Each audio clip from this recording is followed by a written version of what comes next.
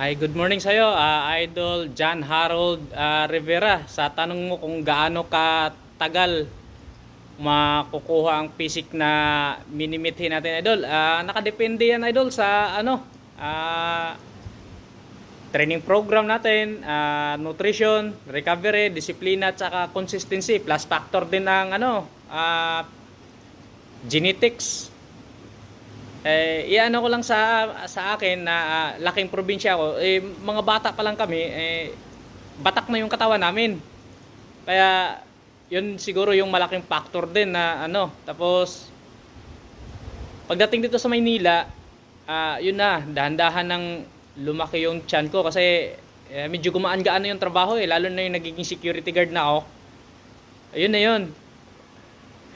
Tapos ano ba? Bigla naubusan na sasabihin. Yun na nga, wala talagang walang pinakamadaling paraan para magbilang ka talaga ng taon kahit sabihin mo pang gumamit ka ng steroids. Kahit ano pang gagamitin mo, supplement, magbilang pa rin talaga tayo ng taon. Yun nga, nakadepende yun sa natin, doon sa magandang training program, nutrition, recovery,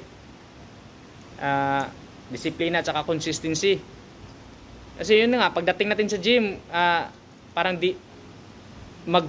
ba tawag nun?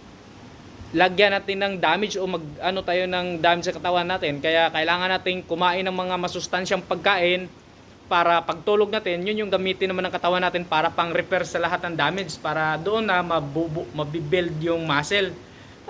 Kahirap mag-explain. Basta lang yun sa parang try hard lang to. Basta yun yung pagkakaintindi ko.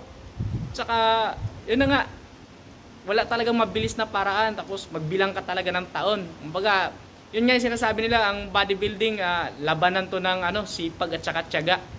Kasi di mo talaga siya makuha ng buwan taon. Tapos pag na-build mo na yung physique mo, kailangan mo talagang i-maintain habang buhay para di mawala. Kasi pinaghirapan mo nung napakahabang panahon, pero pagka napabayaan mo ng ilang buwan, dahan-dahang mawawala. Kaya para kang nagtatapon lang talaga ng pera, oras, tsaka panahon. Paano ba? Basta ganun lang. Din. Ayun nga yung sinasabi nila pagdating sa fitness, parang lifetime na daw talaga yun para mamimaintain natin. Okay, Lods, maraming salamat sa pag-comment. Magandang umaga ulit.